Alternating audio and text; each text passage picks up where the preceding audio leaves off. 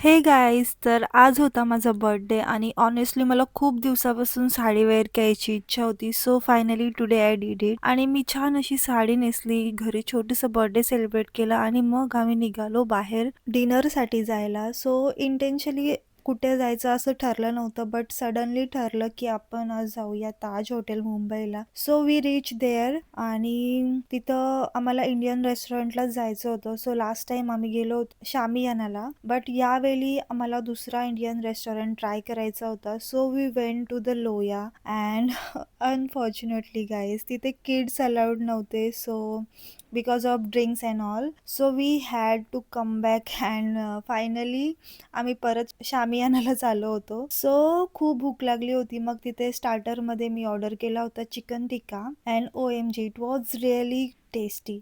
आणि मला तर खूप भूकच लागली होती, सो तो अजून मला जास्त टेस्टी लागला. अँड मेन कोर्समध्ये आम्ही गोश पुलाव मागवलं होतं, कारण लास्ट टाइम मी आली होती तेव्हा रोटी अँड चिकन ग्रेव्ही ट्राय केली होती, तर ते तेवढं मला खास नव्हतं वाटलं. सो ह्या वेळेस गोश पुलाव ट्राय केला. तर टेस्ट डिसेंट होती, but not too extraordinary, but still good. मग डिनर झाल्यावर बिल पे केलं आणि मग आम्ही डिझर्ट ऑर्डर नव्हता केला, कारण मला जायचं होतं मुंबईच्या फेमस बेकरी फॅरेड्यून्सला गेलो होतो, कारण तिथले बन्स खूप फेमस आहेत. डॅडू तर तिथे खूप वेळेस आला होता, पण मी फर्स्ट टाइम गेली होती. सो तिथे पोचल्यावर मी ट्राय केलं होतं नटेला बन आणि दुसरं केलं होतं chocolate eclair and trust me guys it was super tasty. आणि एकदम तिथले बन होते ते एकदम असे फ्रेश होते आणि सुपर डिलिशियस लागले.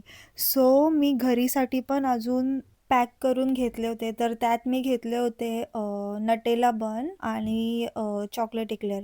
आणि मी चिकन बन पण भेटतात तिथे, सो मी ते घरी खाण्यासाठी ट्राय केले होते.